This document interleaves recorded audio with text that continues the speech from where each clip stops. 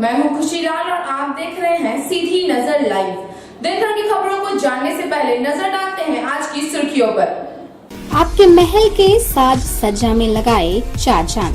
शहर के अलकापुरी में स्थित है आपका अपना फर्नीचर महल। जी हाँ, हमारे यहाँ ब्रांड में Elder, Bliss, Dice office system, Century mattress, Kurlon mattress, Pushpa steel अलमारी उपलब्ध है। इसके साथ ही कुशल कारीगरों द्वारा फुल सागवान का सोफा, डाइनिंग सेट, बेड, दीवान इत्यादि भी उपलब्ध है। वहीं आपके घर के इंटीरियर डिजाइन के लिए बंगाल एवं अन्य जगहों के बड़े कारीगर भी मौजूद हैं, जो कि bedroom, dining hall, modular kitchen, modular office, fall ceiling, wallpaper, POP का काम करेंगे शानदार। तो अपने महल को सजाने के लिए आज ही पहुँचे furniture Mahal, Alkapuri Chowk, Giridih. Mobile number 7739577150 8340262551।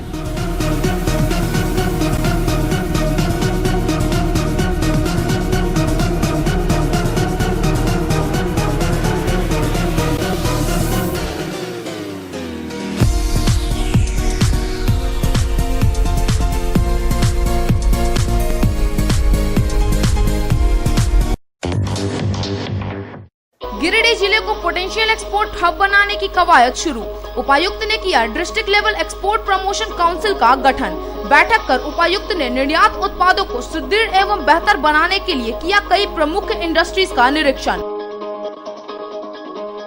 अनियंत्रित ट्रेलर के चपेट में आने से एक शख्स की मौत। राजधनवार सरिया मुख्य मार्ग पर हुआ हादसा।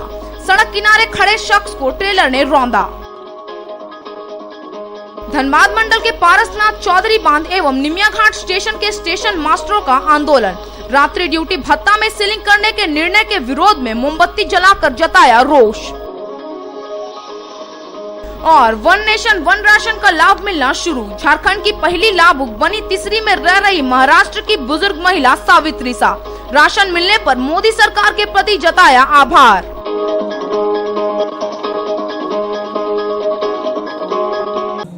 अब खबरें विस्तार से। गिरिडीह उपायुक्त राहुल कुमार सिन्हा ने गिरिडीह जिले को पोटेंशियल एक्सपोर्ट हब के रूप में विकसित करने का निर्णय लिया है। शुक्रवार को उपायुक्त ने एक बैठक आयोजित कर जिले में district level export promotion council का गठन किया। गिरिडीह की खराब हो चुकी अर्थव्यवस्था को पटरी पर लाने की कवायद में जिला प्रशासन ने तैयारी शुरू कर दी है।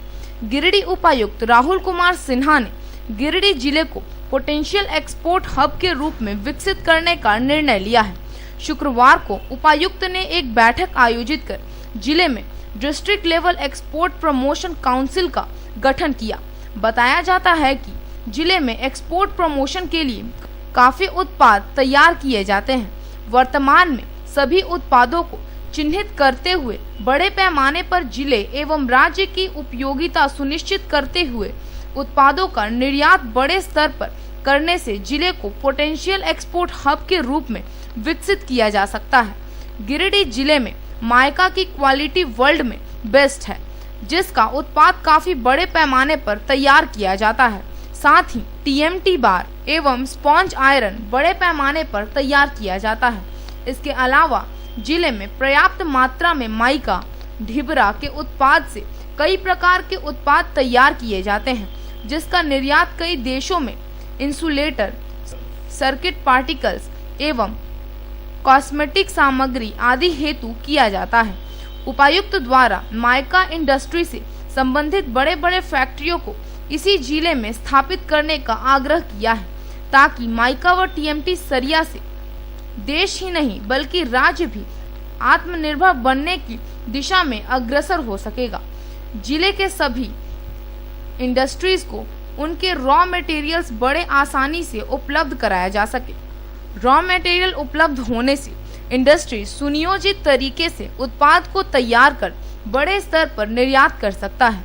इसके अलावा उपायुक्त द्वारा गिरिडीह जिले में कृषि विभाग से संबंधित उत्पादों जैसे एलोवेरा, मोरिंगा, ब्रोकली व अन्य ऑर्गेनिक फार्मिंग उत्पादों का उत्पादन भी बड़े पैमाने पर तैयार करने हेतु जोर दिया गया, जिसकी मांग अपने देश के विभिन्न क्षेत्रों के साथ ही देश विदेश में की जाती है।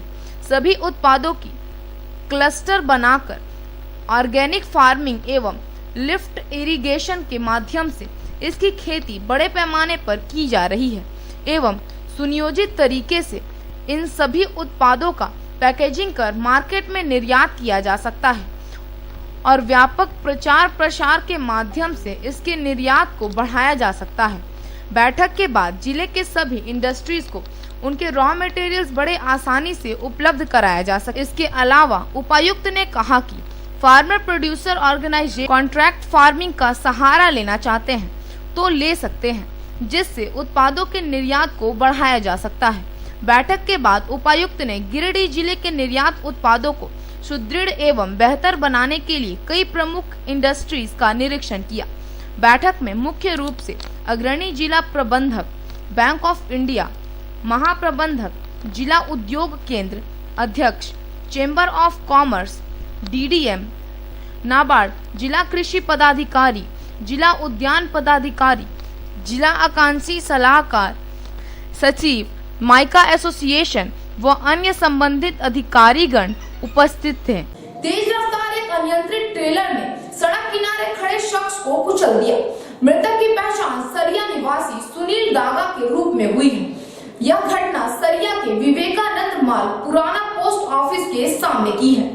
सरिया थाना क्षेत्र के विवेकानंद मार्ग स्थित पुराना पोस्ट ऑफिस के सामने शुक्रवार को एक अनियंत्रित ट्रेलर ने एक शख्स को कुचल दिया। घटना में मौके पर ही उस शख्स की जान चली गई। मृतक 55 वर्षीय सुनील डांगा थे। बताया गया कि सुनील डांगा अपने घर के पास सड़क किनारे खड़े थे। इसी दौरान राजधनवार की ओर से आ रहे रेलवे का पिलर लदा ट्रेलर ने उन्हें अपनी चपेट में ले लिया। घटना के बाद आक्रोशित होकर ग्रामीणों ने मुख्य मार्ग को जाम कर दिया और मुआवजे की मांग करने लगे। सूचना पर सरिया सीओ सुनीता कुमारी, इंस्पेक्टर राम नारायण चौधरी दल बल के साथ मौके पर पहुंचे और आक्रोशित लोगों को समझाते हुए करीब 1.5 घंटे बाद सड़क से जाम हटा दिया गया। पुलिस ने सबको कब्जे में लेकर पोस्टमार्टम के लिए गिरिडीह सदर अस्पताल भेज दिया। वहीं ट्रेलर को भी जब्त कर लिया गया है।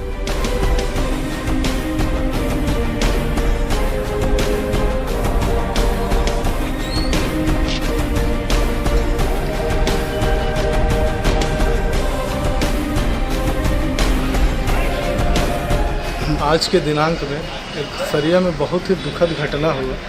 हमारे जाने माने व्यवसायी सुनील डागा जी अपने घर के पास खड़े थे, रोड से बस क्रॉस कर रहे थे, उतने में एक ट्रक आया और ट्रक उनको अपनी चपेट में ले लिया, जिनसे उनकी मौके पर ही मृत्यु हो गई। उसके बाद घर वाले भी आए, सभी लोग आए, रोड को जाम किया गया। रोड जाम करने के बाद 1 घंटे तक जाम किया गया। उसके बाद प्रशासन के द्वारा और सीओ मैडम के द्वारा आश्वासन दिया गया कि जो भी है मालिक से भी बात करके थाने में सारा मामला को सॉर्ट आउट किया जाएगा और कानूनी प्रक्रिया करके इसको निपटारा किया जाएगा। रेलवे के मेन लाइन और ग्रैंड कोर्ट लाइन के स्टेशन में कार्यरत स्टेशन मास्टरों के रात्रि ड्यूटी भत्ता में सीलिंग करने का मामला तुल पकड़ लिया है। शुक्रवार को धनबाद रेल मंडल के पारसनाथ, चौधरी बांध एवं निमिया घाट स्टेशन के स्टेशन मास्टरों ने मोमबत्ती जलाकर रोष जताया। All India station masters association के आह्वान पर धनबाद मंडल के पारसनाथ, चौधरी बांध एवं निमिया घाट स्टेशन के स्टेशन मास्टरों ने रात्रि ड्यूटी भत्ता में सीलिंग करने के सरकार के निर्णय के विरोध में मोमबत्ती जलाकर रोष जताया। रेल मंडल के सभी स्टेशनों पर शुक्रवार शाम को रेल मंत्री एवं रेलवे बोर्ड के फैसले के विरोध में 2 घंटे तक कैंडल जलाकर ड्यूटी किया। इस दौरान स्टेशन मास्टर ने रेलवे बोर्ड के लिए गए निर्णय का विरोध करते हुए नारेबाजी की। स्टेशन मास्टरों ने अपने अपने कक्ष की लाइट बंद कर मोमबत्ती जलाई। बताया जाता है कि रेलवे बोर्ड द्वारा स्टेशन मास्टरों के रात्रि ड्यूटी भत्ता का निर्धारण में वेतन का सीलिंग करने के विरोध में यह निर्णय लिया गया है। कर्मचारी इसे अन्यायपूर्ण निर्णय करार दे रहे हैं। विदित हो कि रेलवे कर्मचारियों को रात्रि ड्यूटी भत्ता भी मिलता है।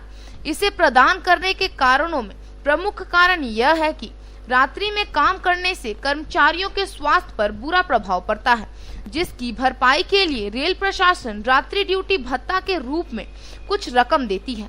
स्टेशन मास्टर ने बताया कि उनकी मांग है कि रात्रि भत्ता में 43,600 से ऊपर वाले के लिए सीलिंग किया गया है। इसके विरोध में उन्होंने कैंडल जलाकर शांतिपूर्ण ढंग से सरकार के फैसले का विरोध किया है। स्टेशन मास्टरों की मांग है कि सरकार इस फैसले को वापस ले। साथ ही उन्होंने सरकार को चेतावनी दी है कि अगर उनकी मांगों को पूरी नहीं किया जाएगा तो वे आगे भूख हड़ताल कर ड्यूटी करने पर बाध्य हो जाएंगे।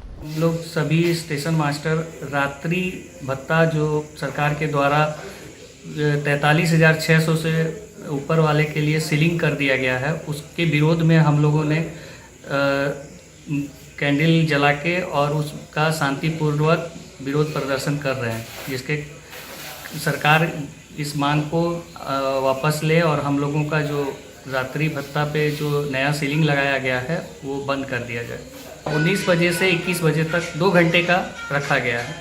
आगे 15 तारीख को तो हम लोग कैंडल का कर ही रहे हैं। 20 तारीख को हम लोग 20 तारीख से हम लोग काला फीता लगा के 1 सप्ताह ड्यूटी करेंगे। अगर उसके आगे भी नहीं मानते हैं तो फिर हम लोग भूख हड़ताल पे करके और ड्यूटी पे रहेंगे, कार्यरत शांतिपूर्वक विरोध प्रदर्शन करते रहेंगे। सामाजिक कार्य में बढ़ चढ़कर हिस्सा लेने वाली मरवाड़ी युवा मंच की महिला संगठन प्रेरणा शाखा ने एक अनोखी पहल की है। शुक्रवार को शाखा के सदस्यों ने सड़क किनारे सब्जी बेचने वाले बच्चों को भरपेट भोजन कराया। इस दौरान दादी की रसोई अभियान की शुरुआत भी की गई। मारवाड़ी युवा मंच प्रेरणा शाखा ने शुक्रवार को 33 गरीब जरूरतमंद बच्चों और सड़क किनारे सब्जी बेचने वालों को खाना खिलाया। इस दौरान साफ सफाई का खास ख्याल रखा गया। यह आयोजन शाखा की मेंबर सरिता मोदी के द्वारा चलाए जा रहे दादी की रसोई टिफिन सर्विस से किया गया। इस कोरोना काल में जहां लोग बाहर का खाना पीना पूरी तरह से बंद किए हुए हैं, लोगों को इस वजह से काफी परेशानी हो रही है। इसी को देखते हुए स्वच्छता और हाइजीन का ध्यान रखते हुए दादी की रसोई की शुरुआत की गई है। लोगों को घर का बना शुद्ध खाना आसानी के साथ मिल सके। इस मौके पर शाखा की अध्यक्षा लक्ष्मी शर्मा ने कहा कि अधिक मास का महीना पुण्य कमाने का महीना होता है।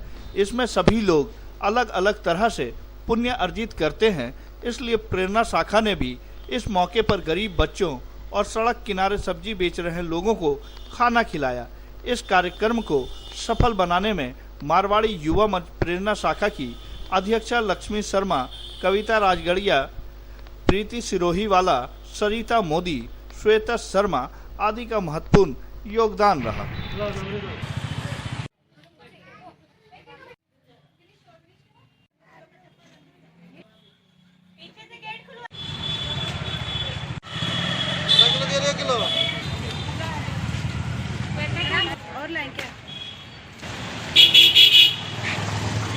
हमारी सरिता मोदी मेंबर है, उन्होंने थाली की रसोई टिफिन सिस्टम का खाना घर से स्टार्ट किया है। कोरोना वायरस जब हम लोग का लॉकडाउन पीरियड था तब किया था। तब हम लोग ने निर्णय लिया कि हम लोग घर से बना शुद्ध शाकाहारी भोजन छोटे बच्चों को खिला सके, और इसमें 33 का ज़्यादा महत्व है पुरुषोत्तम मान में कुछ भी दान पुण्य करने के लिए। इसलिए हम उन्होंने 33 बच्चों को यहाँ पर सरिता मोदी के आवास पर खाना खिलाया। कोरोना वायरस को लेके हम लोगों ने बहुत हाइजीनिक का ध्यान दिया है, और इसका बहुत महत्व है कि 33 बच्चों को हम लोगों ने खाना खिलाया, और ये अधिक मास में इसका बहुत महत्व माना जाता है कि हम 33 दान कुछ करें। हजारीबाग के इचाक से अपहरित मां समेत 3 बच्चों को अपहरण करने वाले 2 अपराधी को पुलिस ने इसरी बाजार के प्रजापति गेस्ट हाउस से गिरफ्तार किया है। पुलिस को यह सफलता टेक्निकल टीम के सहयोग से मिली है। छापेमारी के दौरान निमिया घाट और इचाक पुलिस मौके पर मौजूद थी। 3 बच्चों की मां को बच्चों सहित अपहरण किए जाने के मामले को इचाक पुलिस ने निमिया घाट पुलिस के सहयोग से सुलझा लिया है। पुलिस ने टेक्निकल टीम के सहयोग से आरोपी को इसरी बाजार के स्टेशन रोड स्थित प्रजापति गेस्ट हाउस से छापेमारी कर 2 लोगों को गिरफ्तार किया है। बताया जाता है कि इचाक का रहने वाला विनोद कुमार मेहता अपने ही पड़ोस की रहने वाली एक 3 बच्चों की मां को बच्चों सहित अपहरण करने का आरोप है। आरोपी भी 3 बच्चों का पिता है। फिलहाल पुलिस इस मामले में विनोद कुमार मेहता सहित उनके एक सहयोगी सरफराज अहमद को मोबाइल लोकेशन के आधार पर गिरफ्तार कर लिया है। वहीं गिरफ्तार किए गए आरोपी ने भी महिला सहित बच्चों का अपहरण करने की बात कबूल की है। साथ ही कहा कि अपहरित महिला एवं उसके 3 बच्चों को आरोपी ने गया में रखा है। आपको बताते चलें कि यह पूरा मामला बीते मार्च महीने का ही है, जिसके बाद से पुलिस लगातार आरोपियों की गिरफ्तारी के लिए छापेमारी अभियान चला रही थी। लेकिन गुरुवार की रात पुलिस ने मोबाइल लोकेशन के आधार पर आरोपियों को गिरफ्तार कर लिया है और महिला की तलाश में इचाक पुलिस गया के लिए निकल गई है। वन नेशन वन राशन को जिस उद्देश्य के लिए लागू किया गया था वह सार्थक साबित हो रहा है। महाराष्ट्र से तीसरी आने वाली एक बुजुर्ग महिला सावित्री शाह को इसका लाभ मिला। सावित्री शाह ने नारायण शाह की जन वितरण प्रणाली की दुकान से राशन पाकर केंद्र सरकार की सराहना कर रही है। One nation one ration card के तहत महाराष्ट्र के राशन कार्ड पर तीसरी में नारायण शाह के जन वितरण प्रणाली के दुकान में सावित्री शाह को राशन मिलने से काफी खुशी जाहिर की। सावित्री शाह ने इस सुविधा को लेकर केंद्र सरकार को काफी सराहा। अब कोई भी कार्डधारी कहीं भी किसी भी राशन दुकान से राशन का उठाव कर सकता है। इस सुविधा से कार्डधारी को काफी राहत मिलेगा। जानकारी के अनुसार सावित्री शाह 40 वर्ष से महाराष्ट्र में अपने पति व बच्चों के साथ रहती थी। वैश्विक महामारी कोरोना के चपेट में आने से पति की मौत हो गई, जिसके बाद तीसरी अपनी बेटी के घर 2 माह पहले आ गई। लॉकडाउन में रोजगार का कोई साधन नहीं था। महाराष्ट्र भी कोरोना के डर से नहीं जा रही थी। राशन कार्ड से राशन महाराष्ट्र जाने के बाद ही मिल सकता था, लेकिन one nation one ration card के तहत तीसरी में 1 माह की चावल उठाव की। एपोस इंजीनियर मनोज सिन्हा ने कहा कि प्रखंड में पहली बार कार्डधारी को नारायण शाह डीलर के पुत्र हरीश शाह ने प्रदेश के कार्डधारी को दिया है, जिसका रिपोर्ट NIC रांची भेजने पर पता चला कि यह पहला केस सामने आया है। किसको आज वितरण किया है? One national one ration card के तहत मैं महाराष्ट्र कार्डधारी को आज तीसरी पंचायत के नारायण प्रसाद शाह डीलर, मैं अखराज हूँ, उनका लड़का। मैं राशन निकाला मशीन से और निकलाने के बाद 25 किलो अनाज उनको हम दिए। 1 रुपये किलो के हिसाब से 25 रुपये लेकर मैं दिए। हमें खुशी हुआ कि ये प्रधानमंत्री जी का योजना आज मैंने तीसरी में भी पंचायत में भी दिया। और इस तरह का हमारे पंचायत में कोई बाहर से आए हुए हैं तो मैं उनको भी राशन देने का कोशिश करूँगा। कोरोना काल में बम्बई से पिताजी हमारे गुजर गए, तो श्री नारायण प्रसाद शाह के यहाँ से राशन हमें प्राप्त हो गया। हम बम्बई के निवासी हैं, हम झारखंड में चले आए हैं 2 महीने से। आज हमको नारायण शाह के यहाँ राशन प्राप्त हो गया। निमियाघाट थाना क्षेत्र के रंगामाटी स्थित NH2 पर तेज रफ्तार ऑटो वाहन अनियंत्रित होकर पलट गई, जिससे उस पर सवार एक ही परिवार के 4 महिला समेत 5 लोग गंभीर रूप से घायल हो गए। सभी घायलों को डुमरी रेफरल अस्पताल में भर्ती कराया गया। गिरिडीह जिले के निमियाघाट थाना क्षेत्र के लक्ष्मण मोड़ के पास सवारी भरे एक ऑटो अनियंत्रित होकर पलट गया, जिसमें टेम्पो में सवार चालक सहित 5 व्यक्ति गंभीर रूप से घायल हो गए। स्थानीय लोगों की मदद से सभी घायलों को डुमरी रेफरल अस्पताल में लाया गया, जहां प्राथमिक उपचार किया जा रहा है। फिलहाल सभी घायल खतरे से बाहर बताए जा रहे हैं। बताया जाता है कि ये सभी एक ही परिवार के सदस्य हैं, जो धनबाद से बगोदर के चिचाकी गांव जा रहे थे। इसी दरमियान निमियाघाट लक्ष्मण पुल के पास टेम्पो अनियंत्रित होकर पलट गई। घायलों में टेम्पो चालक छोटू कुमार, शांति देवी, काजल कुमारी, सावित्री देवी, शिवानी कुमारी शामिल है।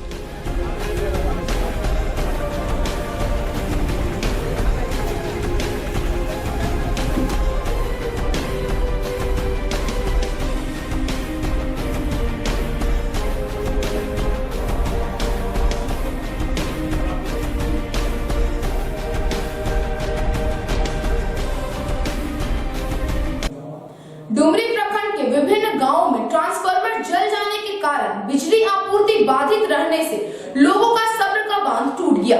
शुक्रवार को आक्रोशित ग्रामीणों ने इसरी बाजार स्थित विद्युत विभाग के कार्यालय के मुख्य द्वार पर अनिश्चितकालीन धरना शुरू कर दिया।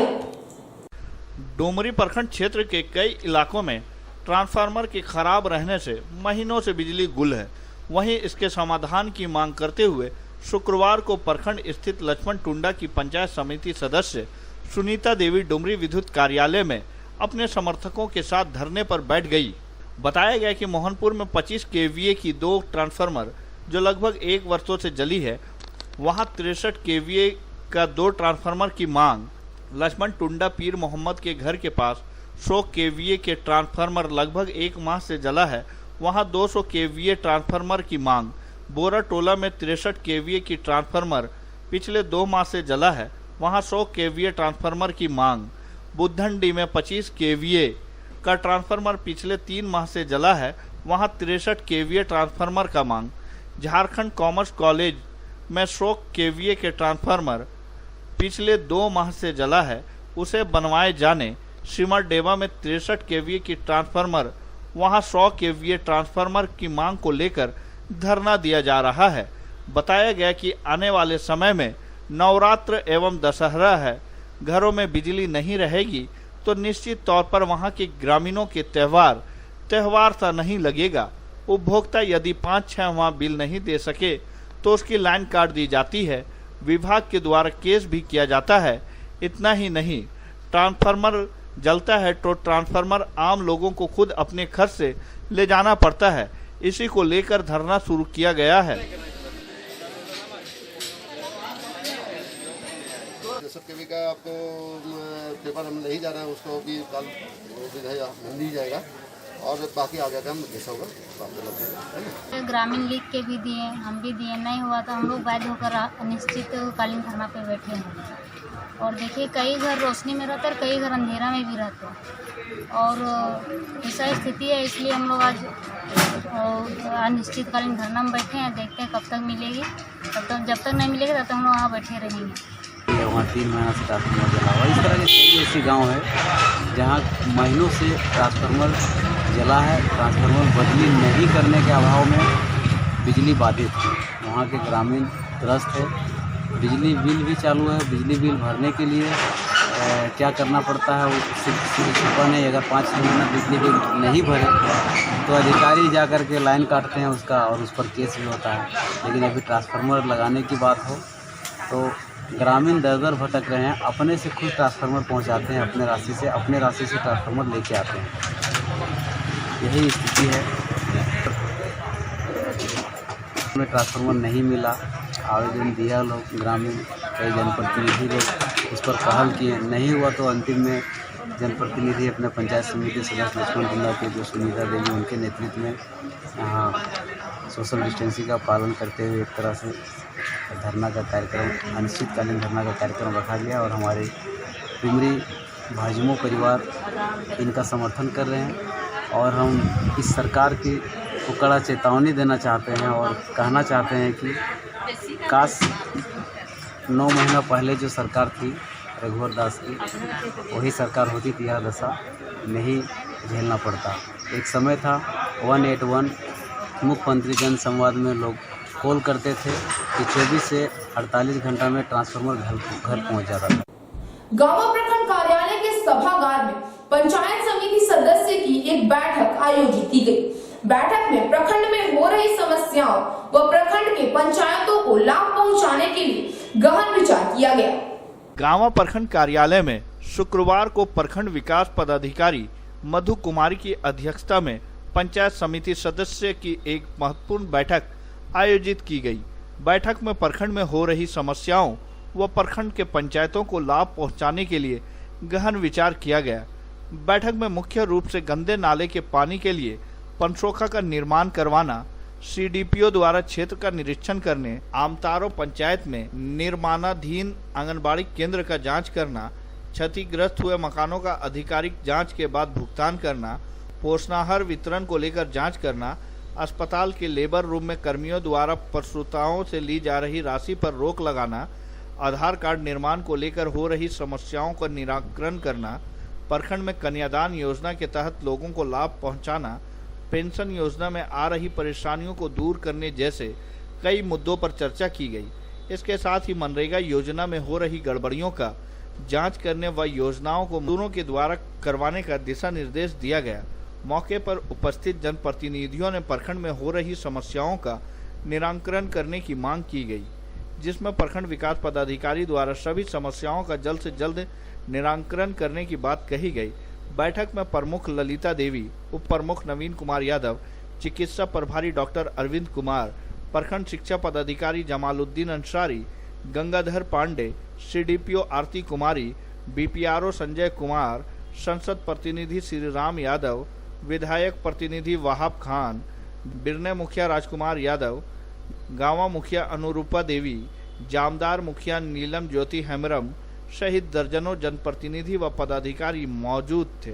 आज बैठक जो आयोजित हुई उसमें 15वें वीक से संबंधित पंचायत समिति के सदस्य पंचायत स्तर पर जो लिया जाना है योजना 15वीं वीक का, और पंचायत स्तर पर जो लिया जाना है उसकी समीक्षा हुई और उसके नियम कानून की जानकारी माननीय सदस्य लोगों को बताया गया। 15वीं वीक से संबंधित कार्य निष्पादन के बाद अन्य विभाग से संबंधित भी समीक्षा की गई, जिसमें स्वास्थ्य विभाग से संबंधित प्रभारी डॉक्टर से भी कुछ सवाल किया गया कि हॉस्पिटल की व्यवस्था में सुधार लाने के लिए, जिसका कि उन्होंने आश्वासन दिया कि जो भी माननीय सदस्य लोग जो सुधार के लिए आवाज़ उठाया है उनको अगले मंथ से हम उसमें सुधार लाएंगे और ज़रूरत पड़ेगा तो उसके पदाधिकारी अपने आप स्टाफ लोगों के साथ बैठक कर करके जो गाइडलाइन है उसके तहत हम लोग नोटिस बोर्ड पर भी उसको डालेंगे कि इसके तहत आपको अपना कार्य निष्पादन करना है। उसके बाद जो है सो मनरेगा विभाग से संबंधित ये किया गया। मनरेगा में जो काम चल रहा है उसमें जो बीपीओ है, जो उसके संबंधित पदाधिकारी, वो बीपीओ को यह माननीय सदस्य लोगों के द्वारा यह आवाज़ उठाया गया कि योजना चल रहा है लेकिन उसका मॉनिटरिंग प्रॉपर स्थल पर जाकर के नहीं किया जा रहा है, जिसके लिए कहा एक प्रस्ताव पारित किया गया कि जो भी योजना चल रहा है वहाँ पर बीपीओ खुद अपने जाए और लाभुक का काम के साथ साथ अपना भी फोटो अपलोड करने के लिए यह एक महत्वपूर्ण प्रस्ताव लिया गया है ताकि पारदर्शिता बना रहे। बिहार में होने वाले विधानसभा चुनाव के मद्देनजर गिरिडीह पुलिस कप्तान अमित रेणु के निर्देश पर गांवा थाना क्षेत्र में वाहन चेकिंग अभियान चलाया गया।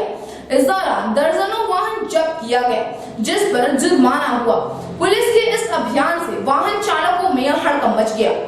बिहार चुनाव को लेकर गिरिडीह एसपी अमित रेणु के निर्देश पर गांवा थाना क्षेत्र में सघन वाहन जांच अभियान चलाया गया। वाहन जांच अभियान के दौरान 2 पहिया वाहन पर बिना कागजात व हेलमेट के चलने वाले चालक के विरुद्ध दंडात्मक कार्रवाई की गई, साथ ही उन्हें जुर्माना भी लगाया गया। वाहन जांच के दौरान कई 2 पहिया वाहन को जब्त भी किया गया। वाहन जांच गांवा थाना के समक्ष मोड़ पर चलाया गया और इस दौरान लगभग 2 दर्जन वाहन जब्त किया गया। बताया गया कि यह जांच अभियान का आयोजन बिहार में होने वाले विधानसभा चुनाव को देखते हुए लगाया गया। जांच में बगैर हेलमेट, मास्क, ट्रिपल लोडिंग, कागजात आदि को प्रमुखता से जांच करने का निर्देश दिया गया था। वाहन जांच में गांवा थाना के पुलिस अवर निरीक्षक दीपक मुर्मू सहित जैप के कई जवान शामिल थे।